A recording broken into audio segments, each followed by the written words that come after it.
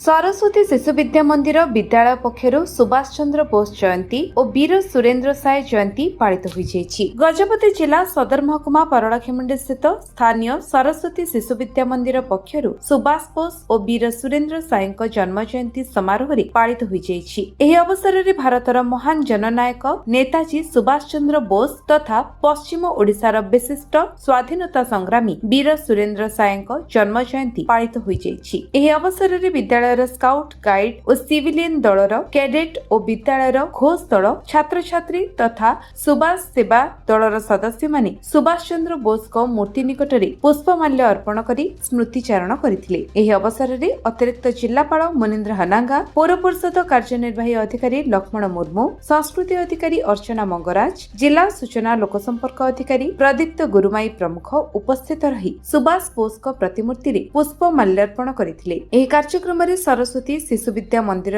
समस्त आचार्य आचार्य मानक सहयोग कार्यक्रमटी संपन्न होइथिला। आज ओडिशार जने भारतर जन जननायक सुभाष चंद्र बोस और ओडिशार जननायक श्री सुरेंद्र साय जन्म दिवस अच्छी। सुभाष चंद्र बोस जन्म जयंती अवसर में आज स्थानीय सुभाष नगर स्थित प्रतिमूर्ति रे पुष्पमाल्य अर्पण करागला। एक शोभा यात्रा विद्यालय तरफ बाहर कर आज सुभाष बोस 129तम जन्म दिवस। तेरे ये दिवस केवल सीमित रही जाऊँगी एक दुखर कथा, यार व्यापक प्रचार प्रसार होगा दरकार। जदियो भारतर अन्य जननायक मान जयंती सरकारी व्यवस्था बेसरकारी व्यवस्था विभिन्न स्थान पालित हुए, सुभाष बोस गोटे सत्य जमी जड़े फरगटेन हिरो भाया रही जाती। तेणु कार्यक्रम को आगामी दिन में जिला प्रशासन हो बा लोक जनसाधारण तरफ व्यापक रूप पालन करने दरकार अच्छे।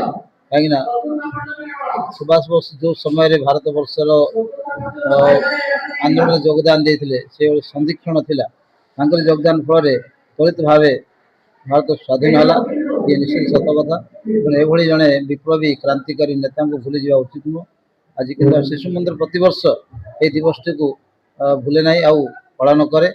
पिला गत वर्ष आम रक्तदान शिविर आयोजन करूँ। आज जेहेतु सरस्वती पूजा पड़ जाए आम रक्तदान शिविर करना। आगामी दिन में देखू भाव आउ जन नेता सुरेंद्र साय जे कि ओडिशा जड़े वीर थे।